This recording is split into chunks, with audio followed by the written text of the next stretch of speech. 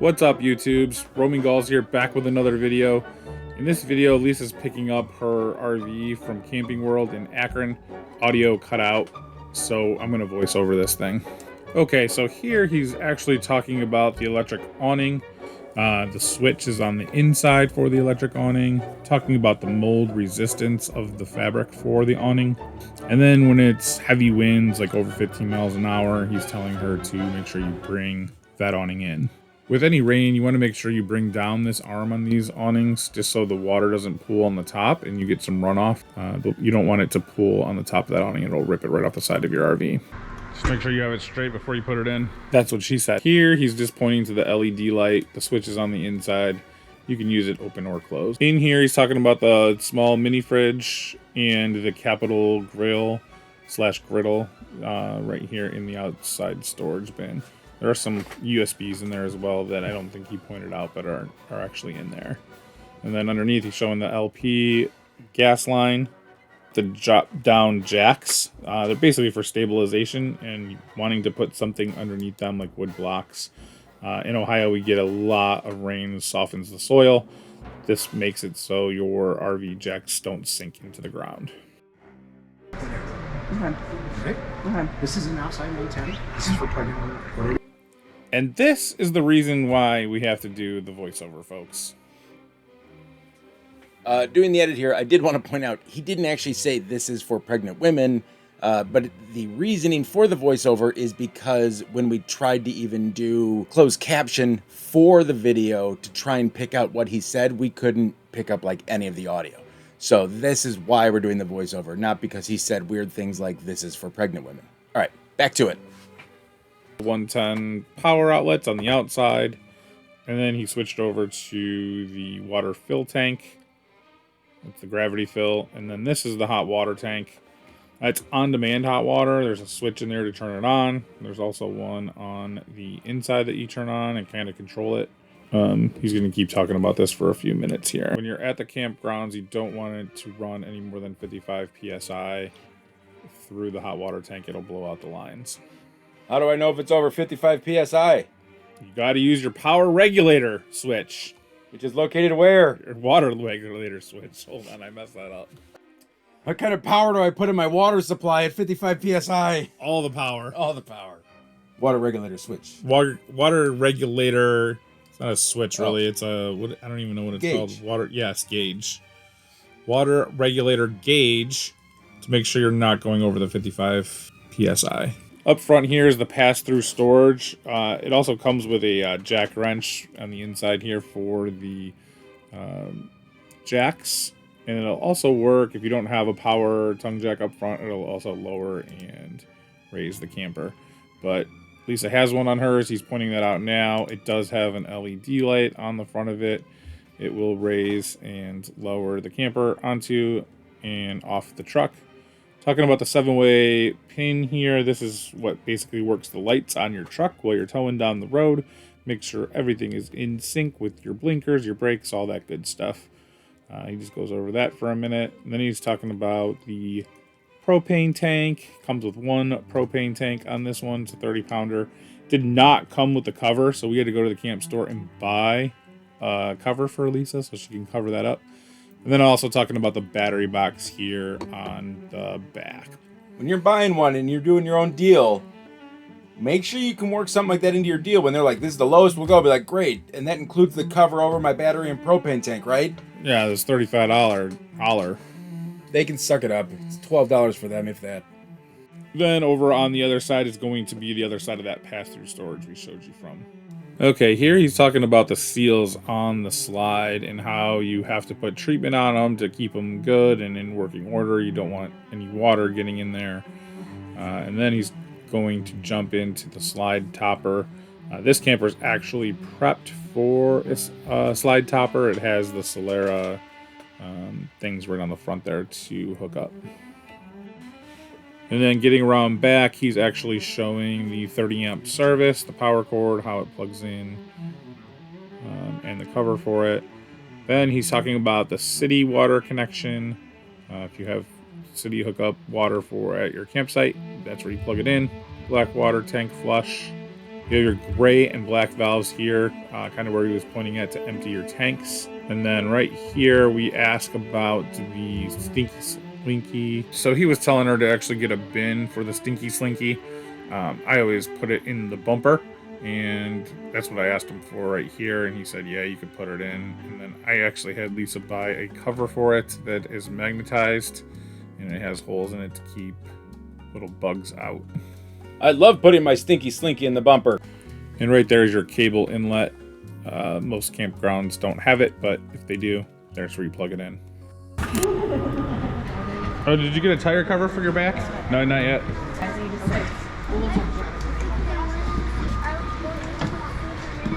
We're putting a lot of people in this little camper. I know, that's right. Hey guys, we're doing a quick giveaway here. From the RV show, they kind of gave us this freebie stuff. So this is from Myers RV, Camping World, where Lisa bought her camper, little mini football, and Happy Camper tote bag. For your chance to win, subscribe to the channel, like this video, slide into the comments with your favorite place to camp and the brand name of Lisa's new camper, which is an Ozark. The winner will be announced live on April 6th when we pick up my camper from storage. Going in, I think the kids jump in the bunk right away, so he was telling them they could turn the lights on. I didn't get the camera back there to show those, but there's USBs and lights in the bunks. Here he's showing the hood vent. West side! West side? That vents to the outside. And then 2-burner cooktop stove. It did take a second to get this thing up and running. First he thought you needed a lighter, but you actually don't need a lighter. Then he was like, did I leave it on? I don't know. Maybe I did, maybe I didn't. Cordy tried to give him a lighter, but he's like, oh no, this has the automatic starter, so we're gonna go ahead and give it a try. So just so you guys know, with these RV stoves, you really have to wait to get the gas through the lines up into the stove. Sometimes you gotta do it like 10 or 15 times before it actually kicks on. So he's gonna go back out here and flip it on, because I believe he left the gas off. And here he's just showing the fridge freezer combo.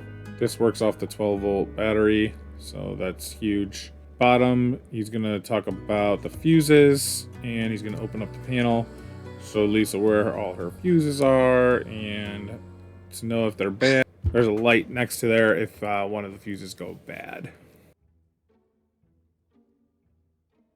And here. Above his head, he's talking about the AC and the temperature control on it. And then he's going to touch on the thermostat too. I don't know what he was looking at there. Oh, he's still talking about the breaker box. Oh, we can get over. See, there we go. There's the thermostat. Here he's pointing out the thermostat and how it controls the air conditioning and heat. Pro tip, if something's not working in your RV, check this breaker box first. Or panel. I guess it's not a breaker box. Fuse box, they say. Fuse box. All right. Pro tip. Pro tip. Pro tip, check the fuse box first. There's a nice fan that comes with this RV in the middle here. He's showing her how to manually open it and turn it on. She's too short to reach, so I'll be doing that for her. You don't want to leave this hatch open when it's raining. They do sell covers. He was telling her about the covers, but not really worth it if you know how to, if you can just close it. A step stool would come in handy here, or if you want to, just splurge and buy the cover. But yeah, unless you're short like Lisa, get this thing closed up. I count. I don't know all this stuff. USB chargers. Okay. Yeah, that's it. You want that? Okay. Get the Girl Scout one. And I see the accommodated already. Yep. Bathroom.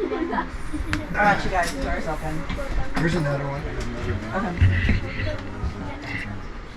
Okay. Okay, this is the bathroom. I wasn't able to get in the bathroom, you know, small RV, 3 people in a small bathroom doesn't work out. And there's some footage of the bunks, all that space. But I think at the end of the video here, we will have some more coverage of the shower. There's like a little squeegee thing for the shower door, squeegees off the water. There's the controls on the AC. Cabinet space, you know, that's good space for your dry foods. There is no pantry in this RV. There's some plugs underneath that right there next to the light there. That's the TV mount. To touch on the bunks again, they both each have their own lights, USBs, and their own individual curtains. TV mount is on this wall. He's actually pointing out the hookups for the cable line that we've seen on the outside. There's also a plug up there to plug the TV in.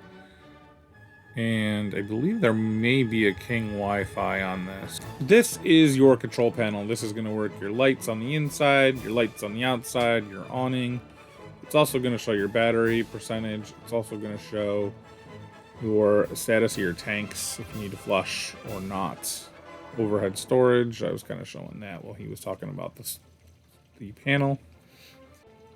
In addition to the awning switch, the slide out switch is also there.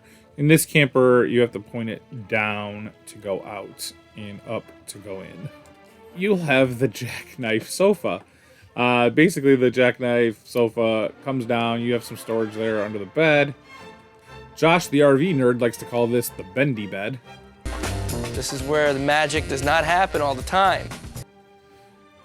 But yeah, so that's where her bed's at, and you got the closets on the side. Bluetooth speaker comes equipped with 2 USB ports on the side. It actually charges while it's plugged into that mount there. I think that is awesome. You don't have to have an extra charger anywhere or taking up your plugs. You just plug it right into the mount and it charges the speaker for you. Again, 2 USBs on the side there. Very cool. Can you edit this to make it sound better? Yeah. All right.